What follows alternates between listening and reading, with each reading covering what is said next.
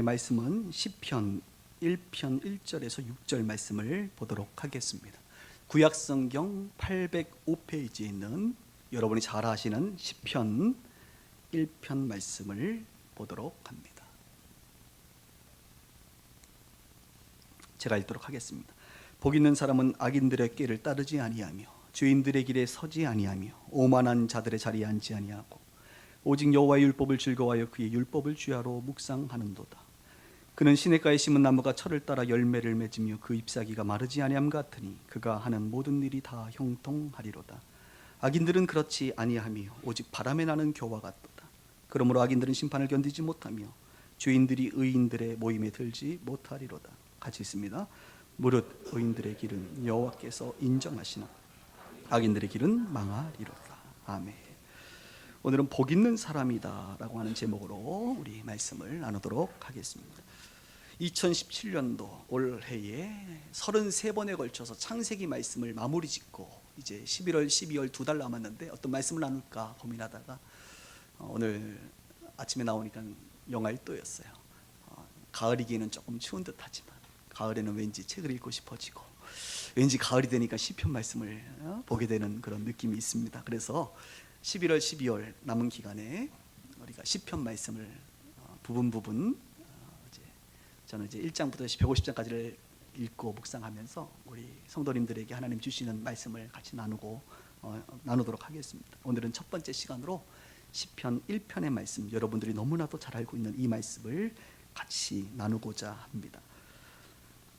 폴란드 출신 신낭만파 시인이면서 소설가인 칼 붓세라고 하는 사람이 지금은 꽤나 유명한 사람이 되었지만 그도 무명한 시절이 있었습니다. 그런데 시인에게 무명한 자가 유명하게 되는 것은 그리 복잡하지 않습니다. 자기가 썼던 시 한 편이 많은 사람들에게 공감을 얻고 감동을 주면 그는 무명인에서 유명인이 되는 법이지요. 특별히 칼 붓세가 행복과 관련된 주제를 가지고 시를 하나 썼는데 이 시가 흔히 요즘 얘기로 하는 대박을 치게 됩니다. 그래서 그는 무명인에서 유명인이 되게 되죠. 아시는 분도 있겠지만 그가 썼던 시의 한 부분을 말씀 읽어보도록 하겠습니다. 산 넘어 고개 넘어 행복이 있다기에 가보았지만 거기에도 행복은 여전히 산 너머에 있다고 하기에 눈물만 머금고 돌아왔다네. 뭔 말이요 이게? 다시 한번 읽어드릴게요.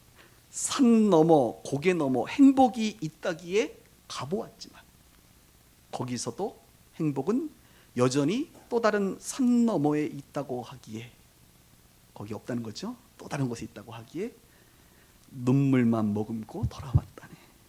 여러분, 이 시대 사람들은 행복을 찾기를 원합니다. 행복한 사람이 되기를 원합니다. 그래서 무엇이 우리에게 행복을 가져다 준다고 한다면 그들은 그곳에 시간과 물질과 에너지를 쏟아서 행복을 찾고 싶어 하지요. 그런데 정말로 그 산 너머에, 그곳에, 누군가 이야기했던 그곳에 행복이 있다고 해서 그곳에 가봤는데 실제로 행복이 아니라는 것을 깨달을 때의 허탈감, 가짜, 진짜가 아닌 거예요. 실망. 그 사람에게 물어봤더니 여기가 아니라 저기에 가면 또 있다고 말해서 그곳에 가려고 하니 왠지 눈물만 흐르고 가지 못하고 돌아왔다는 이야기입니다. 행복을 찾아 떠나는 인생들에 대해서 이야기한 내용이지요. 왜 이것이 이렇게 이 사람을 유명하게 했을까? 아마도 이 땅에 많은 사람들이 당신은 왜 삽니까? 라고 물어보면 행복하기 위해서 삽니다 라고 대답하기 때문에 그렇습니다.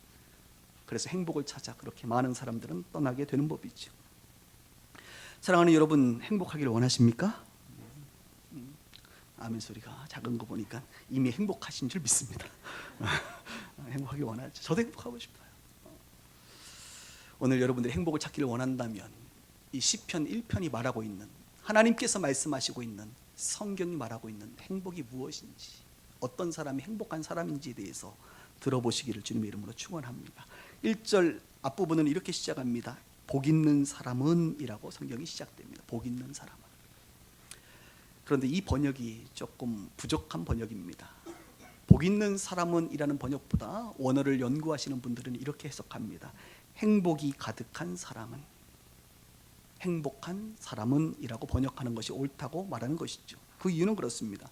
복이라는 단어가 성경의 히브리어로 두 가지로 쓰인다는 것이죠. 아브라함에게 하나님이 창세기 12장 3절에 너는 복이 될지라, 한마디로 우리가 생각하는 복, 축복이라고 하는 단어는 히브리어로 바라크라는 단어를 씁니다. 그런데 시편 오늘 본문에 등장하는 이 복은 바라크라는 단어를 쓰지 않고 아시아르라고 하는 단어를 씁니다. 이 아시아르라고 하는 단어는 흔히 얘기하는 축복이라기보다는 우리 인생들에 대한 행복에 대한 단어로 구분하고 있기 때문에 축복, 복 있는 사람은 이라고 해석하는 것보다 행복한 사람은, 행복이 가득한 사람은 어떤 사람인지에 대해서 말하는 것이 옳다라고 말하고 있지요. 행복이 무엇입니까, 여러분? 어느 분이 이렇게 말합니다. 사람이 놓여질 수 있는 최상의 상태가 행복하다. 오늘 여러분들이 이 자리에 앉아 있는데 지금 이 순간이 여러분들이 놓여지는, 느껴지는 최상의 상태라고 한다면 여러분들이 지금 행복한 것입니다. 성경에 그럴 때가 있었나요? 있었지요. 하나님께서 천지를 창조하셨습니다. 아담과 하와를 창조했습니다. 그리고 창조돼서 거한 곳이 에덴이었습니다. 그 에덴에서 죄 없이 살아갔던 그들은 정말로 행복했습니다. 하나님이 아담과 하와를 보면서 이렇게 말씀하셨습니다. 하나님이 보시기에 심히 좋았다. 하나님이 보시기에도 심히 좋았으니 그들은 정말로 행복한 사람들이었지. 그런데 우리가 아는 것처럼 죄로 말미암아 에덴에서 쫓겨난 그들은 행복이 아니라 불행하기 시작합니다. 그리고 우리가 완전히 행복해질 수 있는 그때는 언제인가? 아마 에덴의 미래형인 천국, 새로운 에덴, 그 천국을 우리가 입성하게 된다면 우리는 진정한 행복을 다시 누릴 수 있을 것입니다. 이 땅에서 살아가는 동안 우리는 행복과 불행 사이를 오가면서 행복을 순간순간 맛보아 알게 되고, 그래서 천국을 향하여 더 사모하는 마음을 이 땅에서 갖게 되지 않겠습니까? 저는 우리 빛과 소금의 식구들이 이 땅에서 불행보다는 행복을 더 많이 맛보기를 주님의 이름으로 축원합니다. 그렇습니다. 사람이 놓여질 수 있는 최상의 상태가 행복이다라고 누군가는 말합니다. 그리고 성경은 그 행복한 사람이 어떤 사람인지 세 가지 정도 우리가 생각해 볼 수 있는데요. 첫 번째로 성경은 이렇게 말합니다. 가까이 할 것은 가까이 하고 멀리 할 것은 멀리 할 때에 사람이 행복하다. 말이 좀 어렵죠?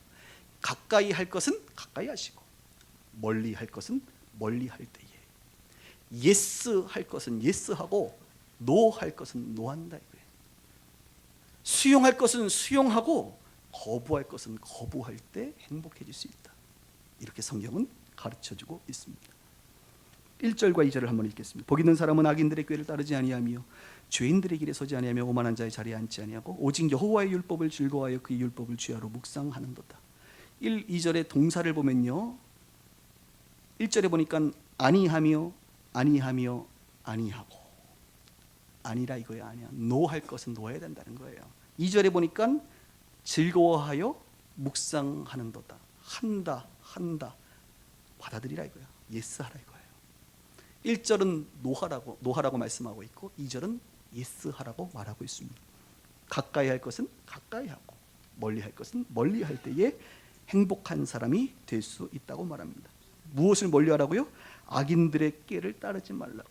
악인들의 꾀, 영어로 이야기하면 advice, counsel, 그러니까 악인들의 충고, 악인들의 지혜를 멀리하래. 죄인들의 길, 죄인들이 달려가고 있는 그 길, 그 방향에 같이 서 있지 말라는 것입니다. 오만한 자들의 자리, 회합, 집회, 모임, 그곳에 우리도 앉아있지 말라는 것입니다. 거부하라는 것입니다. 반대로 여호와의 율법, 하나님의 말씀을 즐거워하고 그것을 묵상하는 그 자리에 있으라는 것이죠. 이것이 행복할 수 있는 첫 번째 비결이라고 성경은 말합니다. 여러분, 율법이 뭡니까? 율법은 한마디로 이야기하면 하나님의 말씀이죠. 하나님의 말씀 중에 하나님께서 특별히 정리해서 우리 가운데 주신 것이 구약의 율법입니다. 율법보다 조금 더 큰 의미로 말하면 하나님의 말씀이 율법이죠. 말씀. 요한복음 1장에 가면 이 말씀을 뭐라고 해석하고 있습니까? 태초에 말씀이 계시니라. 이 말씀이 하나님과 함께 계셨으니 말씀이 곧 하나님이라. 그 하나님이 인간의 몸을 입고 오신 그분, 말씀이신 그분이 곧 예수 그리스도시다. 그 예수 그리스도가 십자가에 죽으시고 부활하시고 승천하시고 약속된 분을 보내셨는데 그분이 곧 성령님이시다. 그래서 하나님, 예수님, 성령님, 삼위일체 하나님, 그분이 곧 말씀이시다 이거예요. 그분이 말씀이신 그분이 구약 시대의 율법을 우리 가운데 주셨다는 것입니다. 율법을 즐거워하는 것, 율법을 묵상하는 것은 곧 하나님의 말씀, 다른 말로 하나님, 예수님, 성령님의 그 존재와 가까워지는 것이라. 악인들, 죄인들, 오만한 자들과 멀리하고 삼위일체 하나님과 그분부터 나오는 그분의 말씀 앞에 우리가 가까이 할 때 우리는 복된 사람이 될 수 있다라고 성경은 말해주고 있습니다. 여러분, 이 묵상한다는 단어 있잖아요. 하나님의 말씀을 묵상한다. 오늘 이 묵상한다는 단어를 여러분이 다 아시는 단어지만 조금 더 말씀 좀 드리겠습니다. 여러분, 묵상한다 그러면 어떤 생각을 하세요? 고상하게 하나님의 말씀을 듣고 되새긴다, 이것이 묵상이다라고 여러분들 생각하실 것 같습니다. 조금 더 구체적으로 말하면 하나님의 말씀을 되새김질한다, 자꾸 생각하는 것, 이것을 묵상이다라고 말할 수 있습니다. 그런데 묵상이라는 단어가 히브리어로는 하가라는 단어인데요, 이 하가라는 단어는 이런 의미를 가지고 있습니다. 비둘기들이 소리내서 슬피 우는 거예요. 비둘기들이 왜 울어요? 배고파서 우는 게 아니라 슬퍼서 우는 거예요. 고통스러워서 막 조잘거리면서 우는 소리가 묵상이라는 단어. 또 사자가 먹이를 앞에 두고 으르렁 으르렁 거리는 소리가 묵상이라는 단어예요. 사자가 왜 으르렁거릴까요? 배부르면 으르렁거리지 않습니다. 그냥 자기 갈 길 갑니다. 근데 배고프니까 저 지금 짐승을 잡아먹으려고 그 먹고자 하는 열정, 먹고자 하는 그 갈망, 그 간절함의 소리가 바로 묵상이라는, 하가라는 단어. 그래서 이 시편은 곧 하가의 연속이다, 묵상의 연속이다. 그러면 여러분 잘 생각해보면 시편에 보면 다윗이 하나님 앞에 어떻게 기도하나요? 막 절규하잖아요. 간절히 부르짖잖아요. 마치 먹이를 앞에 둔 그 배고픈 사자가 하나님 앞 잡아먹기 위해서 으르렁거리는 것처럼 하나님 앞에 뭔가 내 앞에 있는 이 문제를 해결해 달라고 막 절규하는 것, 그게 묵상이 묵상. 여러분, 마음이 너무 아파요, 슬퍼요, 힘들어요, 지쳐 있어요. 그래서 슬피 우는 것, 애통하는 것, 아파하는 것, 그게 뭐예요? 그게 묵상이라고요. 그러니까 조금 더 정확하게 말하면 하나님의 약속, 하나님의 말씀을 붙잡고 울고 하나님의 약속을 붙잡고 간절히 외치는 소리, 그것이 묵상입니다. 그러니까 우리는 묵상하면 말씀을 생각하는 것 정도만 생각하는데 그것이 아니라 뛰어넘어 그것을 하나님과 대면하여 그분 앞에 소리치는 것, 이것이 묵상이다라고 말할 수가 있습니다. 이 단어는 시편 5편 1절에도 나옵니다. 여호와여 나의 말에 기울이사 나의 심정을 헤아려 주소서.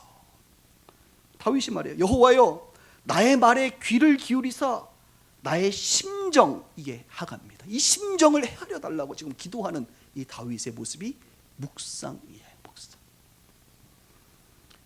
그동안은 성경 말씀 되새김질 정도만 생각했는데 그게 아니라는 것입니다. 말씀을 붙잡고 하는 기도까지도 묵상이라는 거예요. 말씀이신 그 하나님 앞에 나아가는 것, 그 말씀이신 하나님을 생각하고 하나님과 교제하고 대면하는 것이 묵상이라는 거예요. 그런 면에서 시편은 모두가 묵상의 결과라고 말할 수가 있습니다. 시편은 구약인데요, 여러분 신약에도 보면 똑같은 내용이 비슷하게 나옵니다. 로마서 12장 2절에 여러분 영적 예배자에 대해서 말하죠. 영적 예배자는 오늘 본문이 말하는 하나님께서 기뻐하는 정말 행복한 사람일 것입니다. 영적 예배자는 어떻게 되느냐? 역시 거부할 건 거부하고 취할 것은 취하라 이거예요. 너희는 이 세대를 본받지 말고 마음을 새롭게 함으로 변화를 받아 하나님의 선하시고 기뻐하시고 온전하신 뜻이 무엇인지 분별해라. 하지 말라 하라. 하나님의 율법을 전체 펴놓고 딱 정리하면 하지 말 것과 해야 될 것으로 구분할 수가 있는 거잖아요. 그죠? 하나님의 말씀 앞에 멀리 할 것은 멀리하고 가까이 할 것은 가까이 하는 것, 이것이 바로 행복한 자, 복된 자의 삶이라고 성경은 말해주고 있습니다. 여러분, 이번 한 주간 어떻게 지내셨나요? 하나님 가까이 하셨어요? 아멘하기 조금 부끄러워요? 무엇과 가까이 하셨습니까? 어떤 자리에 계셨습니까? 어떤 길을 가고 계셨습니까? 누구의 조언과 누구의 이야기에 귀를 기울이셨습니까? 혹시 아니시겠지만 악인들의 꾀를 따르진 않았어요? 죄인들의 길에 서 있진 않았어요? 오만한 자들의 자리와 함께 있지 않았어요? 여러분, 행복하고 싶다면 그 자리를 벗어나야 됩니다. 그것을 멀리 해야 됩니다. 정말 여러분들이 행복하시려면 하나님을 가까이 하셔야 돼요. 하나님의 말씀과 함께 붙잡고 씨름하시고 묵상하셔야 합니다. 그런 우리 빛과 소금의 교회 식구들이 되기를 주님의 이름으로 축원합니다. 두 번째로 멀리하고 가까이 하면서 이 하나님과 이제 가까이 하게 되면 그런 자는 형통하다고 성경은 말해주고 있습니다. 형통하다. 우리가 참 좋아하는 단어예요. 형통하다. 3절을 볼까요? 그는 시냇가에 심은 나무가 철을 따라 열매를 맺으며 그 잎사귀가 마르지 아니함 같으니 그가 하는 모든 일이 다 형통하리로다.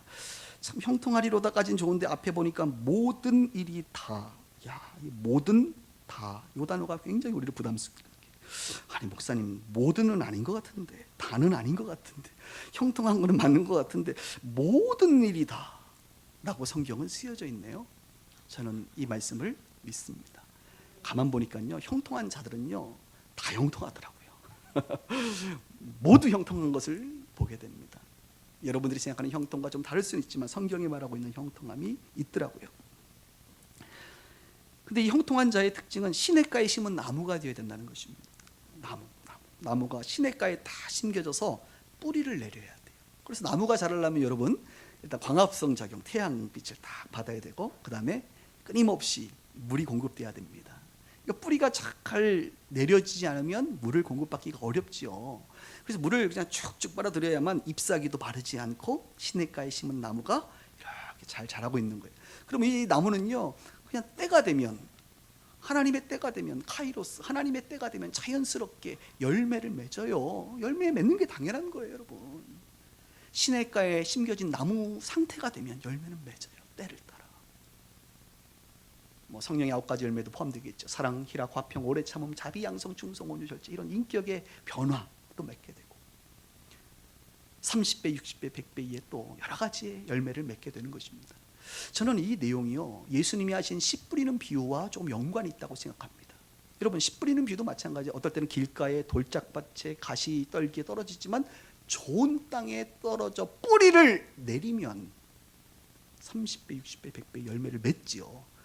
그런데 뿌리를 못 내리고 중간에 떨어져 나가고 뽑히고 바람이 불고 창수가 불고 그죠? 누군가 옆에서 뭐라고 얘기하고 유혹이 있고, 그죠? 그러면 뽑힌단 말이에요. 저는요 우리 주변에 예수 그리스도의 생명의 씨가 뿌려졌지만 뿌리를 내리지 못해서 열매를 못 내는 사람도 많이 봤고, 돌짝밭 가시밭길처럼 뽑혀서 지금은 예수와 전혀 상관없는 시냇가에 심겨진 나무가 아닌 상태로 살아가는, 나무는 나무 같은데 생명력이 전혀 없는, 곧 말라 삐뚤어져 죽어만 갈 것 같은 그런 사람들을 얼마나 많이 보고 있는지 모릅니다.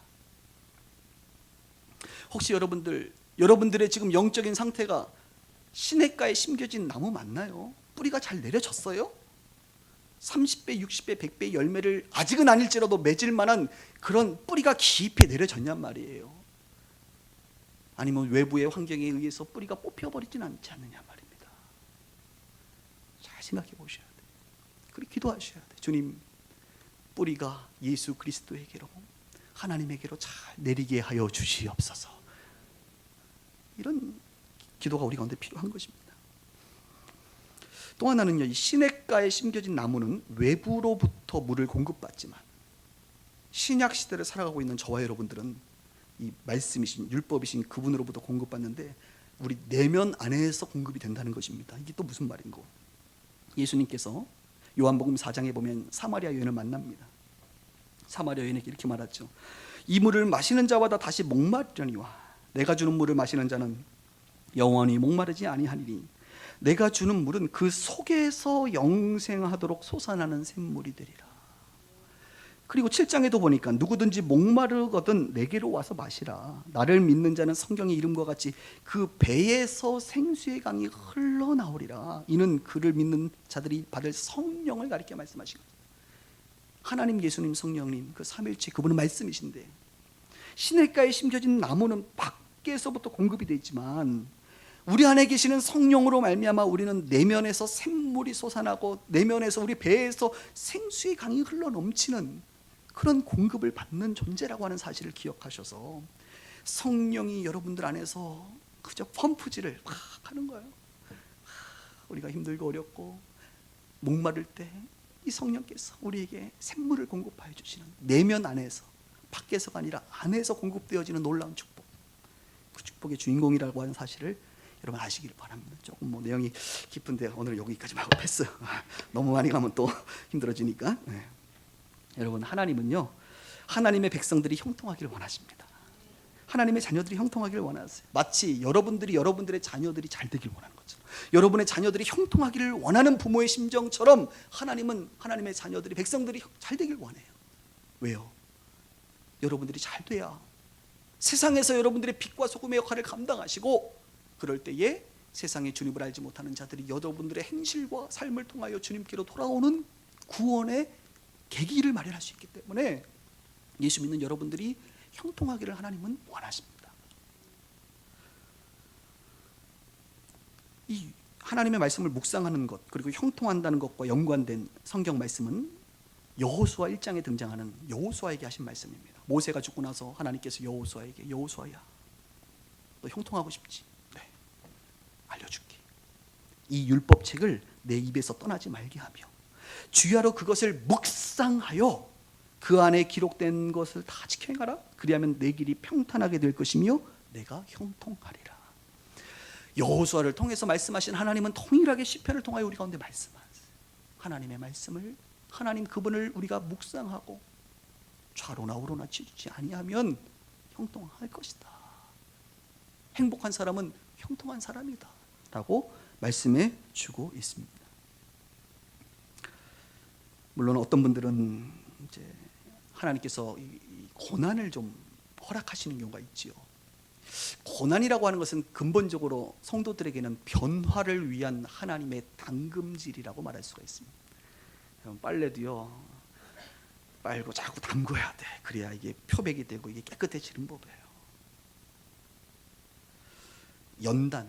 연단은요, 우리를 정금처럼 만드는 계기를 마련합니다. 그래서 혹시 여러분들 가운데 이 고난의 시간들을 혹시 보내시고 계시다면 그것이 하나님의 연단의 과정, 하나님께서 담금질을 하고 계시는 과정으로 받아들이세요. 그러면 여러분들이 이후에는 정결한 하나님의 사람, 깨끗한 그릇 될 줄 믿습니다. 그러면 하나님께서 여러분들을 통하여 부어주시고자 하는 하나님의 그 은혜를 부어주시는 거예요. 그럼 형통한 자가 됩니다. 저는 이 담금질의 과정에서 필요한 것이 세 가지가 있다고 말합니다. 특별히 우리 청소년들이나 청년들에게 꼭 해주고 싶은 말이기도 한데요, 여기 계신 분들도 한번 들어보십시오. 우리는 세 가지의 변화가 필요해요. 첫 번째, 가치관의 변화. 두 번째, 세계관의 변화. 세 번째, 인생관의 변화가 필요합니다. 이건 또 뭔 소리인 거, 관관, 별로 듣고 싶지 않은 표현인데요, 예, 그래도 들으셔야 돼요. 가치관은 뭡니까? 저와 여러분들이 가치 있게 생각하는 것이 가치관입니다. 세계관은 무엇입니까? 저와 여러분들이 그 가치를 따라 세상을 바라보는 눈이 세계관입니다. 인생관은 무엇입니까? 그 가치와 그 바라보는 세계관을 가지고 내 인생을 어떻게 살아갈 것인지를 결정하는 것이 인생관입니다. 이것이 하나님 앞에서 이 율법의 말씀을 통하여 우리가 변화되지 않으면 우리는 예수는 믿고 교회는 나오지만 똑같이 세상 사람들과 똑같은 인생관을 가지고 살아가게 되는 거예요. 열매를 맺을 수가 없는 거예요. 여러분은 그동안 여러분의 인생의 가치가 뭡니까? 예전에는 우리의 인생의 가치가 돈이잖아요. 돈, 명예, 성공, 이런 것이 우리 인생의 가치란 말이에요. 그래서 사람들은 돈을 벌기 위해서 자기 인생을 투자하는 거예요. 명예를 얻기 위해서, 이름 석자 알리기 위해서 자기 인생을 던져버립니다. 왜? 그들의 가치관이 그러니까. 그런데 성경은 뭐라고 말합니까? 우리에게 가장 가치 있는 것이 무엇이라고 말해요? 예수 그리스도, 복음, 하나님의 나라, 생명, 그렇죠? 영혼, 거룩, 이런 것들이 우리에게 가치관으로 오는 거예요. 그래서 여러분들이 여러분들의 가치관의 변화가 일어나야 돼요. 아, 돈보다 생명이 중요하구나. 성공보다 섬김이 중요하구나.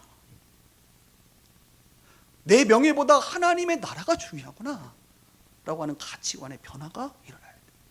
그 가치관의 변화가 일어나면 세상을 바라보는 눈이 달라집니다. 예전에는 돈의 가치관을 가지고 바라보니까 사람들을 다 돈으로 보는 거예요. 그래서 저 사람은 돈이 좀 있는 사람이네, 좀 가깝게 지내겠다. 저 사람은 돈이 없네, 아유 친하게 지내지 말아야겠다. 야, 저 일은 돈이 좀 되네 하니까 그 일을 하고, 저건 돈이 좀 안 되겠다, 안 하고. 그럴 수밖에 없지. 성공의 관점, 가치관으로 세상을 바라보니까 성공한 사람들과는 가까이 하게 되고, 성공하지 못하는 사람들은 실패한 사람으로 낙인 찍어버리는 거예요. 성경은 그렇게 말하고 있지 않아요. 가치관의 변화가 일어날 때 세상을 바라보는 눈이 바뀐다는 것이죠. 그 세상에 대한 눈이 바뀌면 그토록 소중한 저와 여러분들의 인생을 어떻게 살겠어요? 그동안은 돈을 따라서 살았지만, 돈 벌기 위해서 수단과 방법을 안 가렸지만, 이제는 하나님의 나라를 위하여 기꺼이 돈보다는 하나님의 나라를 위하여 내 인생을 드리고, 누군가를 밟고 올라서기 위한 인생이 아니라 그 한 영혼도 하나님이 구원하기 원하시는 귀한 영혼인 줄 알고 기꺼이 섬겨가면서 우리 인생의 과정을 걷는 거죠. 맞죠? 그 인생관이 바뀌어야 돼.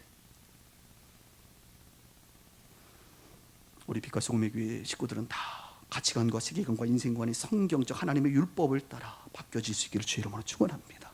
그런 자가 하나님 앞에 보시기에 형통한 자고, 하나님 그런 자를 축복하지 않겠습니까, 여러분?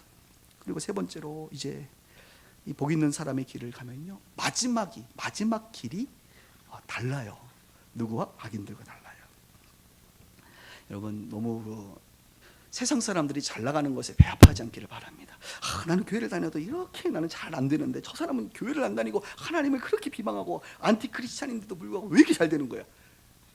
잘 되긴 뭐가지? 잘 된다라는 것 안에 여러분들의 가치관이 숨겨져 있다니까요.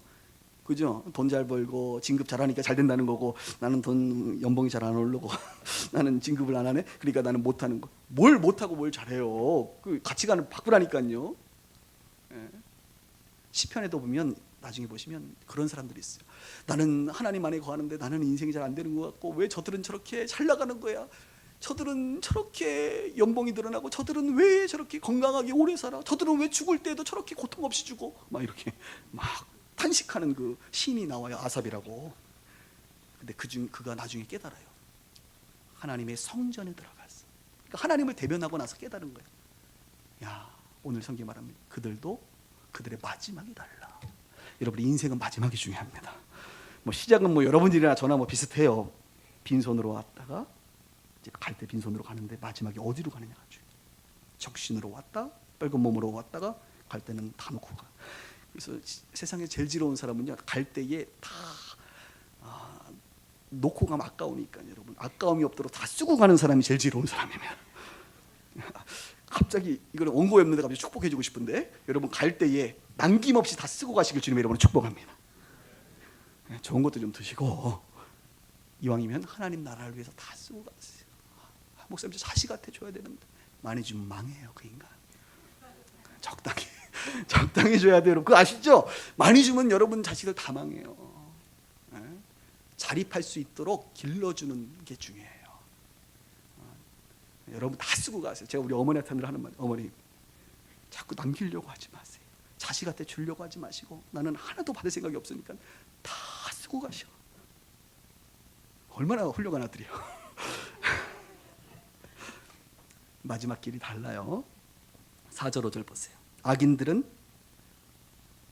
우리는 이제 형통하지만 악인들은 그렇지 않고 오직 바람에 나는 겨, 불면 날아가는 겨와 같다는 거예요. 악인들. 그러므로 악인들은 심판, 지옥입니다. 심판을 견디기가 어렵고, 의인들 천국의 모임에 들어가지 못한다는 것입니다. 무릇 의인들의 길은 여호와께서 인정하시지만 악인들의 길은 망한다는 거예요. 여러분, 악인들과 관련돼서 후 불면 나는 겨, 심판, 의인들의 모임에 못 끼고, 그다음 마지막에 망한다. 여러분, 악인들이 이 땅에서 너무 잘 산다고 해서 배합하지 마세요. 마지막이 망해요. 요즘 교회에서 이 단어 잘 안 쓰지만 마지막에 지옥 가요. 지옥. 진짜입니다. 천국과 지옥에 대해서 여러분 분명히 아셔요. 망해요, 망. 너무 이 땅에서 한 100년 잘 산다 그래서 너무 여러분 부러워하지 마세요. 우리가 이 땅에서 한 100년 정도 고생한다 그래서 너무 여러분 억울해하지 마세요. 마지막에는 의인들의 모임에 참여하게 됩니다.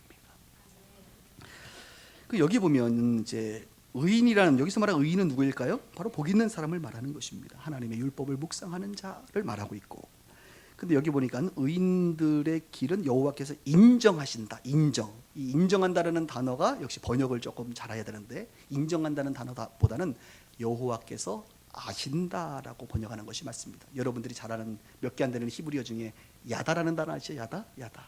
하나님이 우리를 아신다. 머리털까지도 아시고, 정말 하나님은 표면적으로 아시는 게 아니라 우리를 인격적으로 아신단 말이죠. 그 아신다라는 단어가 야다인데 이 인정한다는 단어가 야다. 그러니까 여호와께서 우리를 아신다. 여러분의 인생을요 하나님이 아세요. 물론 우리가 넘어져요. 저도 많이 넘어져요. 여러분. 후회할 때가 많아.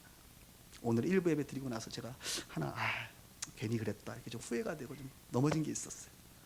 있어요 여러분. 다 그러지 말걸 뭐 이런 생각이 좀 들었어요. 다윗도 넘어졌어요. 하나님은요 그 넘어지는 그 한 점을 가지고 우리를 평가하고 아는 게 아니라 전체를 보십니다. 그래서 이스라엘이라든지 유다의 왕들을 보세요. 39명의 왕들을 보면서 하나님이 그들을 평가할 때 전체를 보세요. 한 부분만 봐가지고는요 하나님 앞에서 선한 왕이 한 명도 없습니다. 그런데 하나님은 전체를 보세요. 아니 세상도 평가할 때 중간고사 하나 가지고 안 하잖아요. 중간, 기말, 2학년, 3학년 평가를 전체 하잖아요. 하나님은 우리를 전체 평가하십니다. 종합평가. 그리고 그것을 보시고 우리를 정말 제대로 아시는 분이시기 때문에 아세요. 인정하세요. 또 여기 보면 길이라는 단어가 있습니다. 의인들의 길. 저와 여러분들의 신앙생활, 인생길은 멀고도 먼 순례자의 길이 맞지요. 오늘도 여러분들은 길을 걷고 있는 사람들 아닙니까? 우리 모두는 순례자, 천국을 향하여, 오늘도 본향을 향하여 뚜벅뚜벅 걸어가고 있는 그 길 가운데 있다는 것이죠. 이 길을 갈 때 여호수아에게 하나님께서 말씀하신 것처럼 좌로나 우로나 치우치지 아니하고 오로지 그 한 길을 가는 게 중요해요. 그 한 길은 예수 그리스도가 가셨던 그 길입니다. 저와 여러분들도 예수 그리스도께서 가셨던 그 길을 따라가는 거예요. 오직 한 길, 한 길.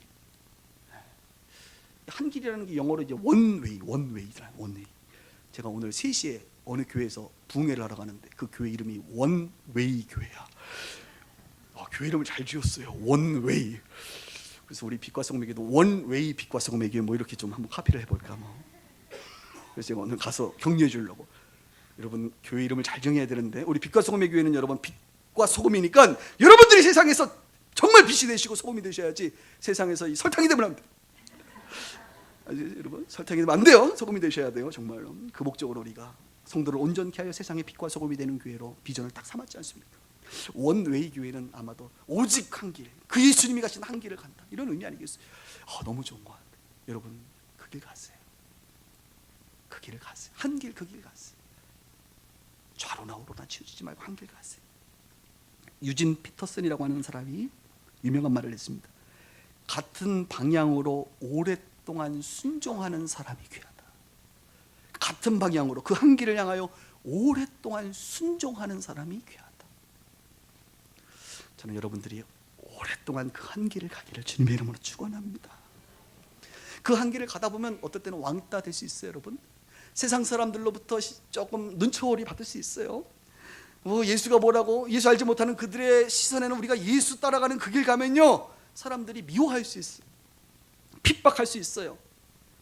요즘 아이들이 쓰는 표현으로 왕따 될 수 있단 말이에요. 그래도 여러분 너무 신경 쓰지 마시고 그 길 가세요.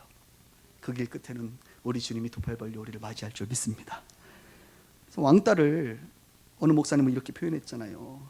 원래 왕은 따로 노는 법이다. 그게 왕따. 왕은 따로 노는 법이다. 우리 주님이 따로 노셔요. 네? 그잖아요. 왕은 따로 노는 법이다. 그리고 또 유명한 거 아시잖아요. 우리는 따로 노르시는 그분을, 그 왕을 따르는 자 아니냐.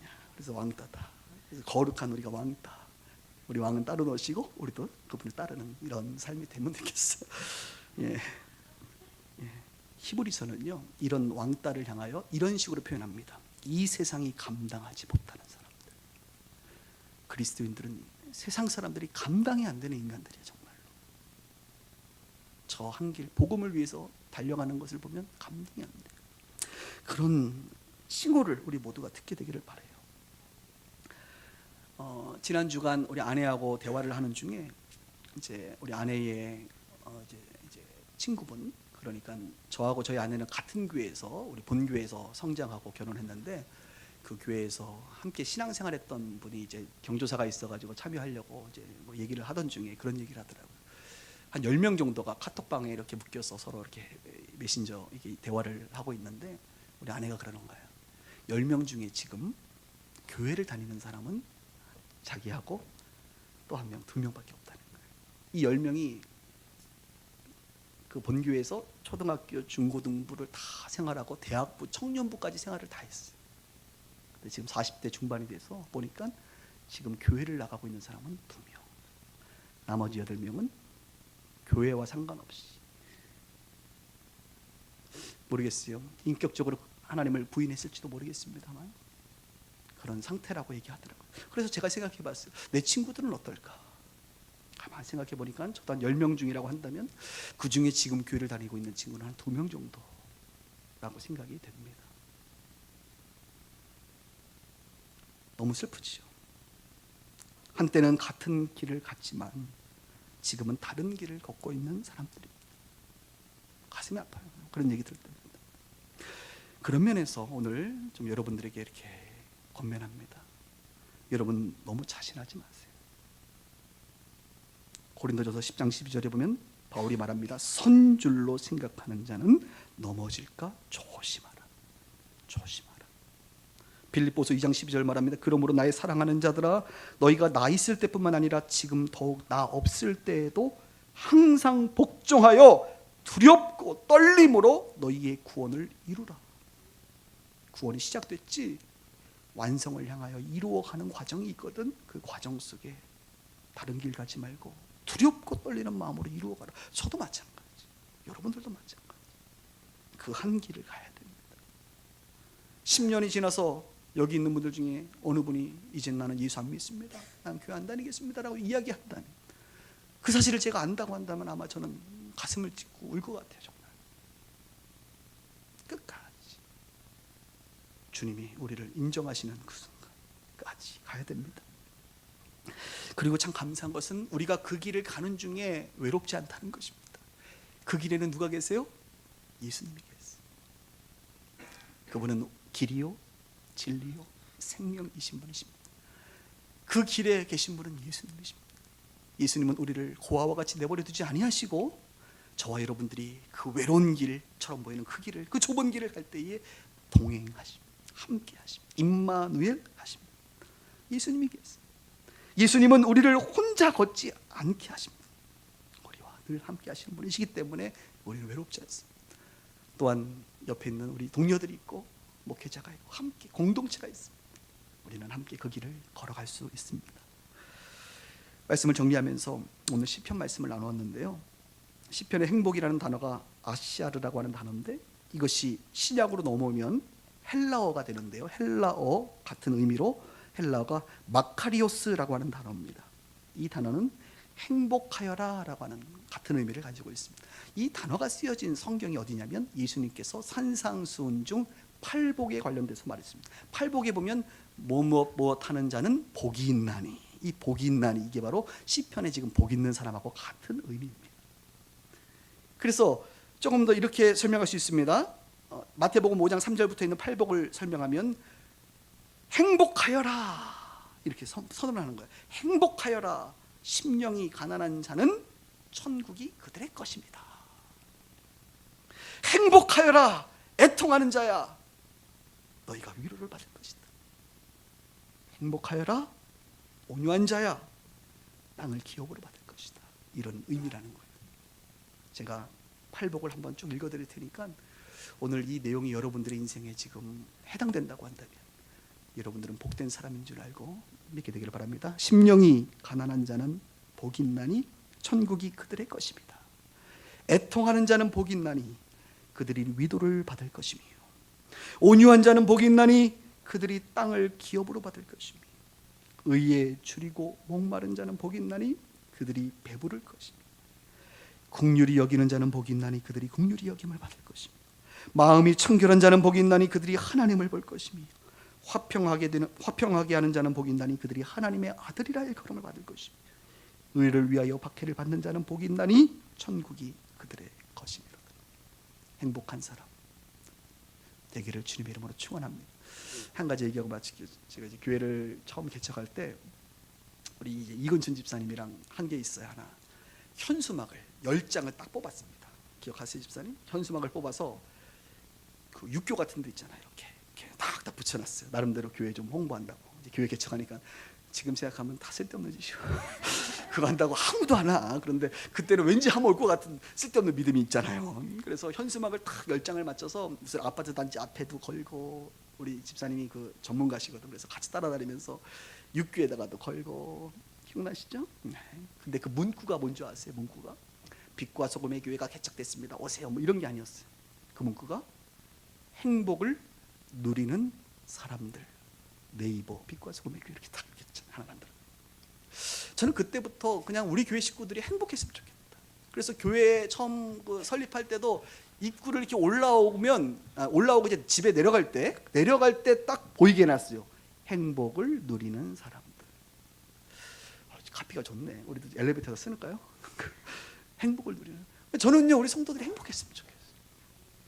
빛과 소금의 교회가 행복했으면 좋겠어요. 저도 여러분 때문에 행복했으면 좋겠어요.